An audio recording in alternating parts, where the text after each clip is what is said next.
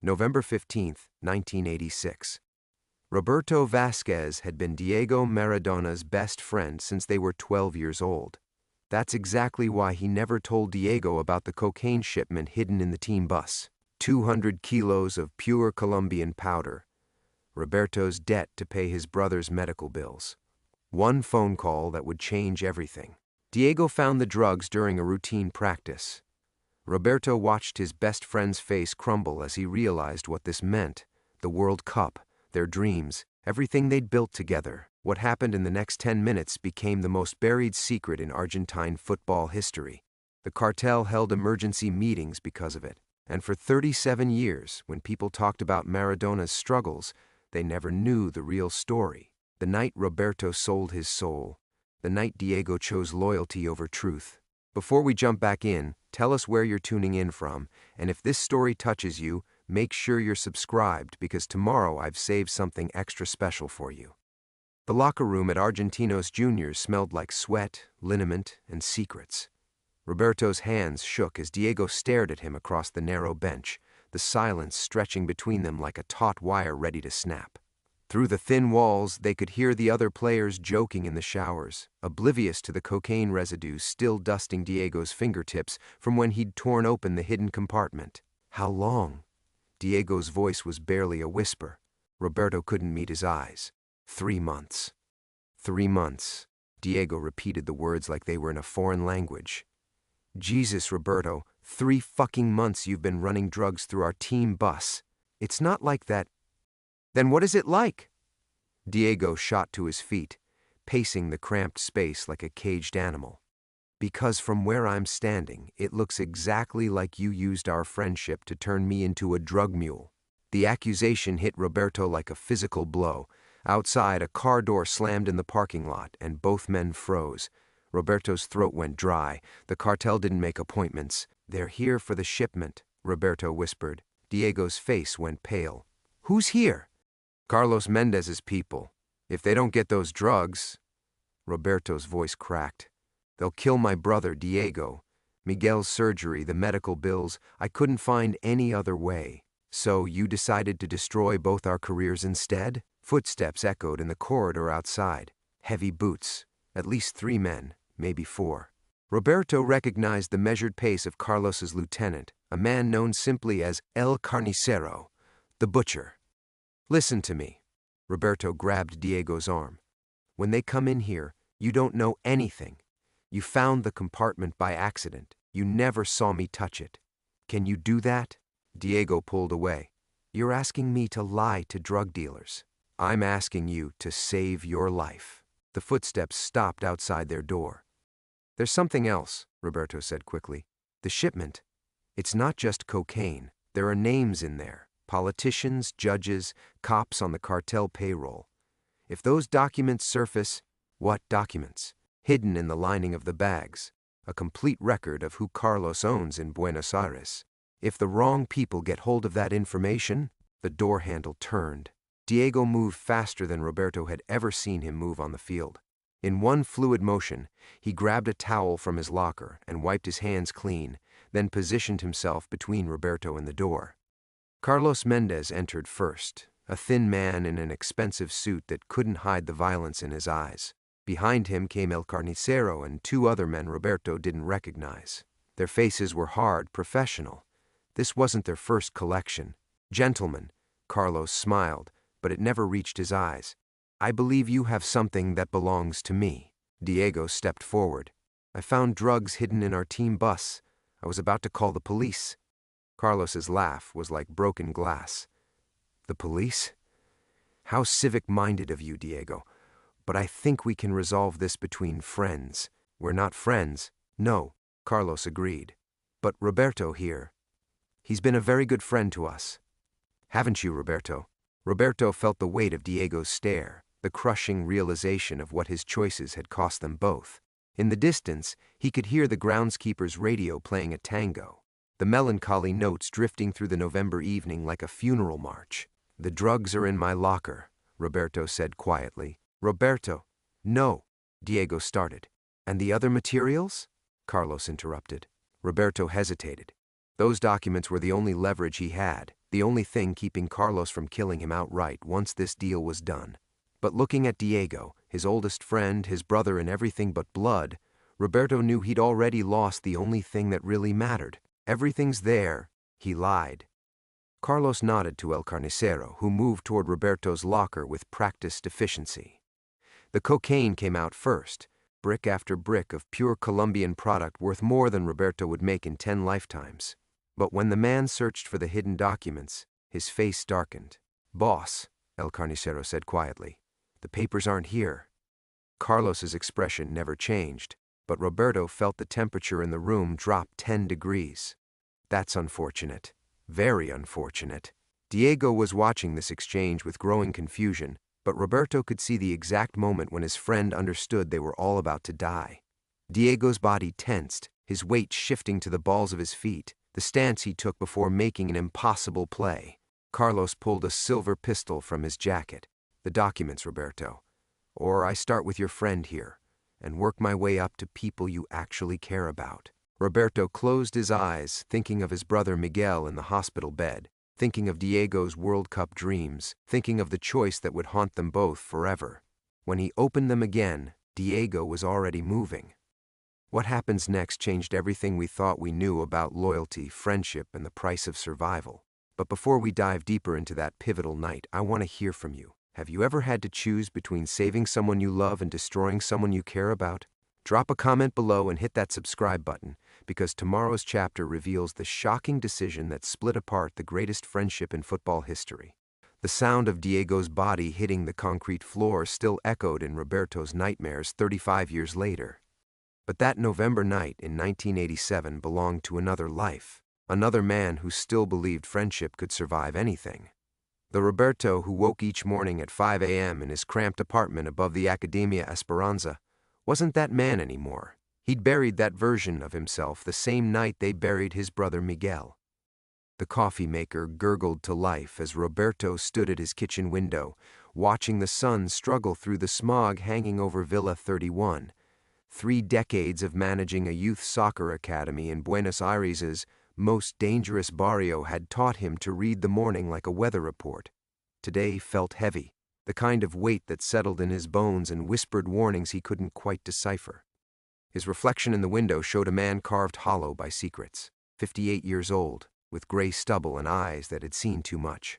The kids at the academy called him El Maestro, the teacher, though what he'd really learned was how to carry ghosts without letting them show. "Maestro!" The voice belonged to Lucia Santos, 16 years old with dreams bigger than the slum that raised her.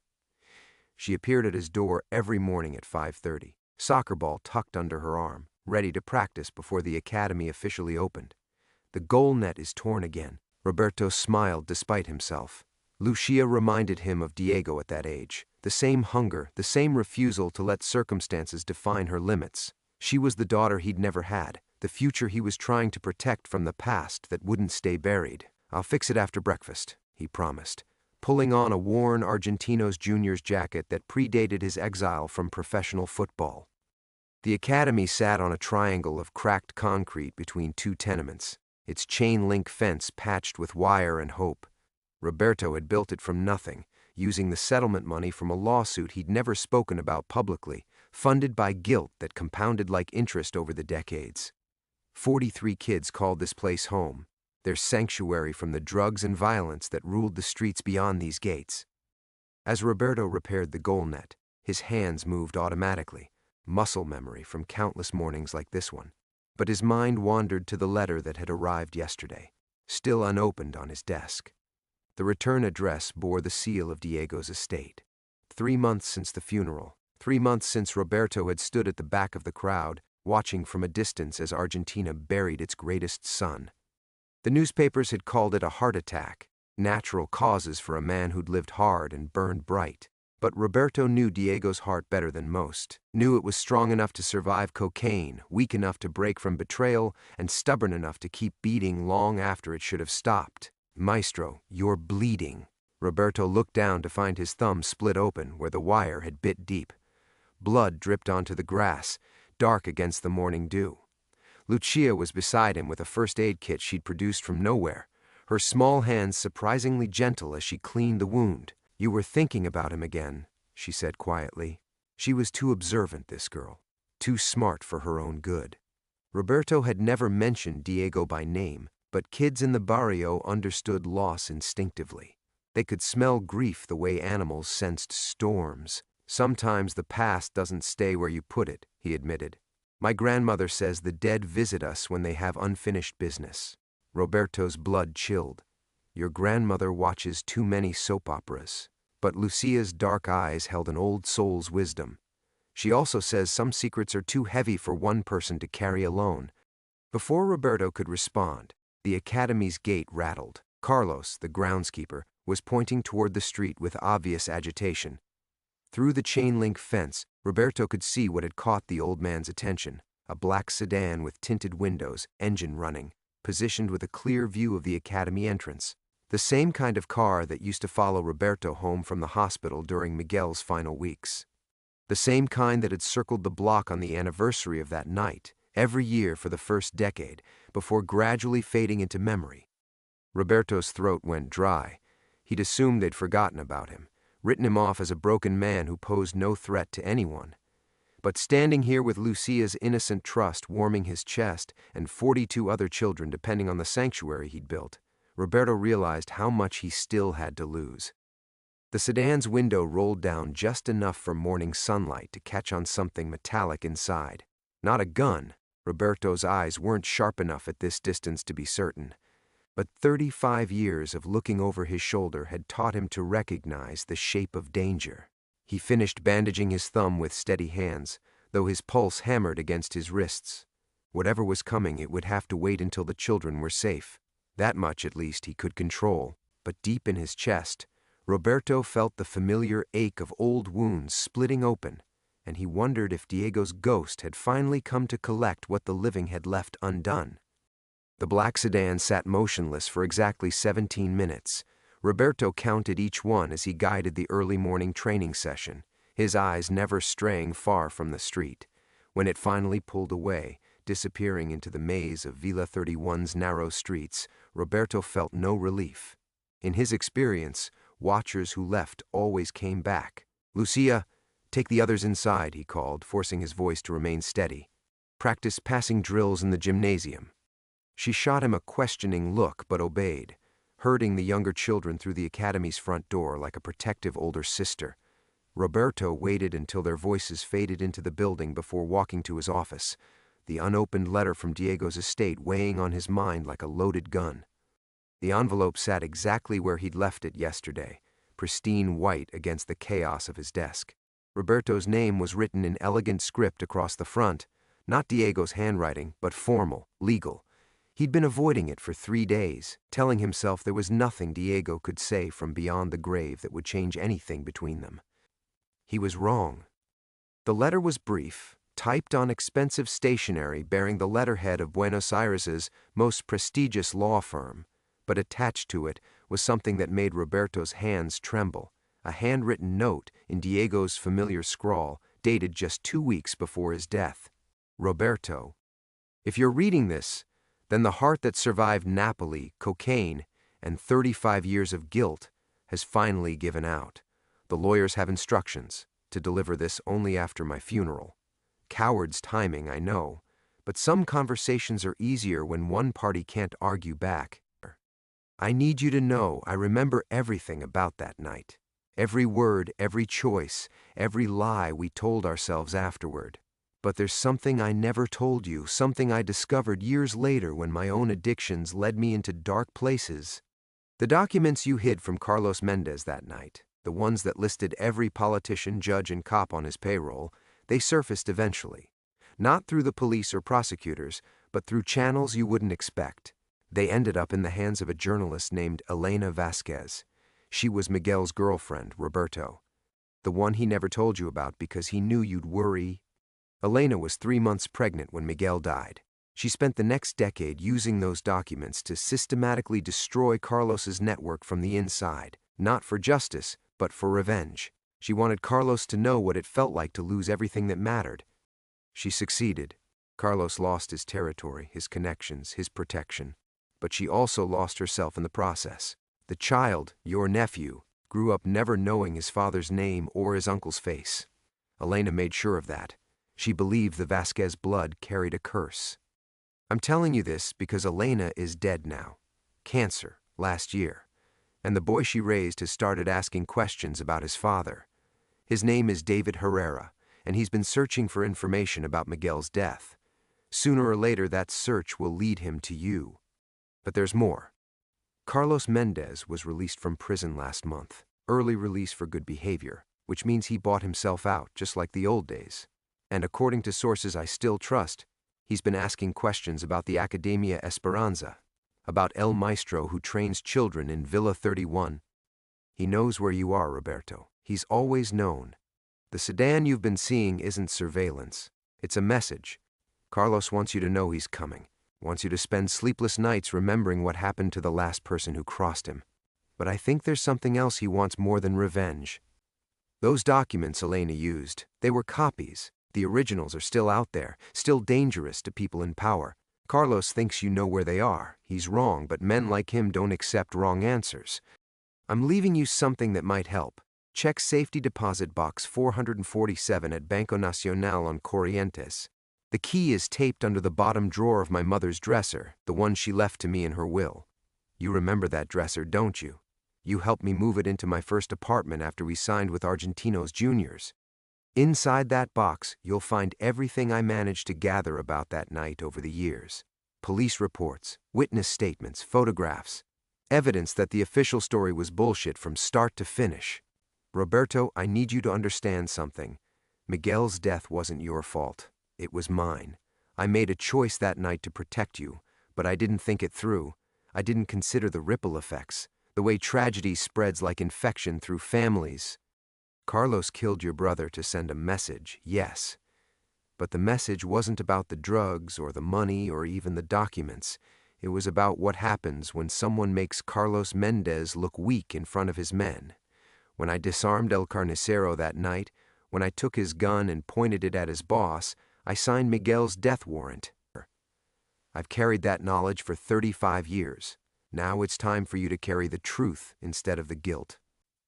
Your brother's son deserves to know his family's real story, and Carlos Mendez deserves to answer for what he's done. The game isn't over, old friend. It's just entering the final round. Diego. Roberto's hands were shaking so badly he could barely hold the letter. 35 years of carefully constructed isolation crumbled in the space of 5 minutes. Diego was right. There was no going back to the simple life of fixing goal nets and teaching children to dream. The past had finally caught up, wearing the faces of a dead brother's unknown son and a killer with a long memory. Outside, he could hear Lucia calling his name, her voice bright with innocent concern. Roberto folded the letter carefully and slipped it into his pocket.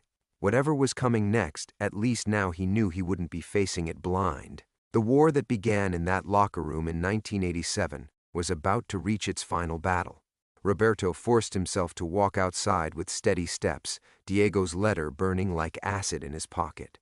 Lucia stood by the academy's entrance, her young face creased with concern that made her look older than her 16 years. "Everything okay, Maestro?" she asked, though her eyes suggested she already knew the answer. "Just paperwork," Roberto lied, the words tasting bitter. "Legal things. Nothing that concerns the academy." But even as he spoke, Roberto's mind was racing through possibilities. If Carlos Mendez truly knew where he was, then staying meant putting every child here at risk.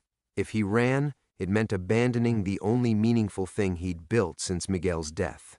Either choice felt like betrayal. "Maybe you should go home today," he suggested to Lucia, hating himself for the fear creeping into his voice.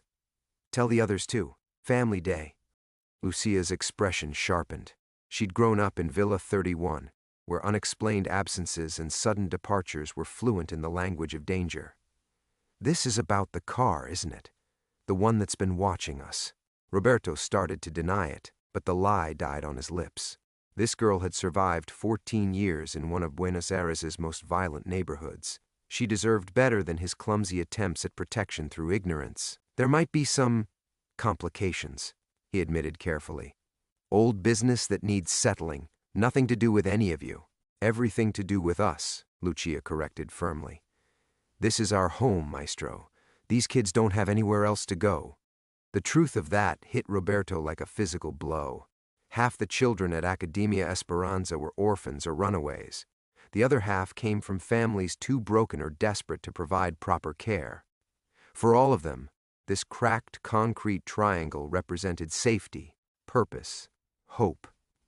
Taking that away would scatter them back to the streets, where Carlos Mendez's successors waited with open arms and poisoned promises. Roberto was still grappling with this impossibility when Carlos the groundskeeper appeared at his elbow, moving with the careful urgency of a man who'd learned not to speak too loudly about certain topics. "Maestro," the old man whispered, glancing around to ensure they weren't overheard. "I need to tell you something. About the car." Roberto felt his chest tighten. "What about it?" "I recognize the driver. My nephew works at the port, sees all kinds of people coming and going. That was Joaquin Morales behind the wheel." The name meant nothing to Roberto, but Carlos's pale face suggested it should. "Who is Joaquin Morales?"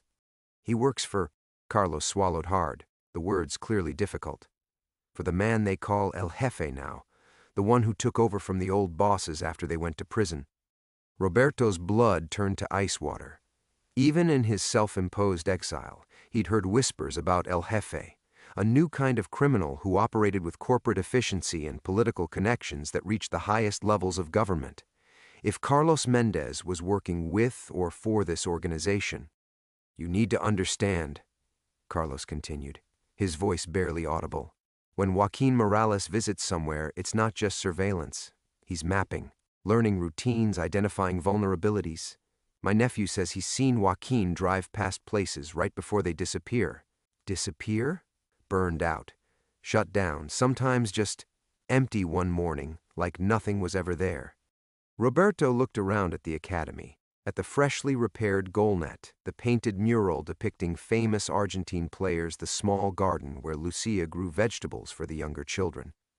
35 years of his life lived quietly, carefully, trying to do some good without drawing attention to the darkness he'd escaped. It hadn't been enough. It was never going to be enough. "How long do we have?" he asked Carlos. The groundskeeper shrugged helplessly. "Could be days, could be hours. But Maestro, there's something else.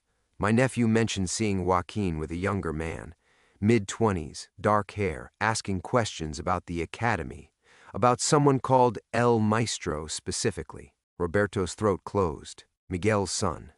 The nephew he'd never known existed, now searching for answers that would only lead him deeper into danger. Diego had been right. The past wasn't finished with any of them. "I need you to do something for me," Roberto told Carlos quietly. "Go home. Don't come back tomorrow. But the academy will be here or it won't. But I won't have your blood on my hands too." Carlos studied Roberto's face for a long moment, reading the finality there.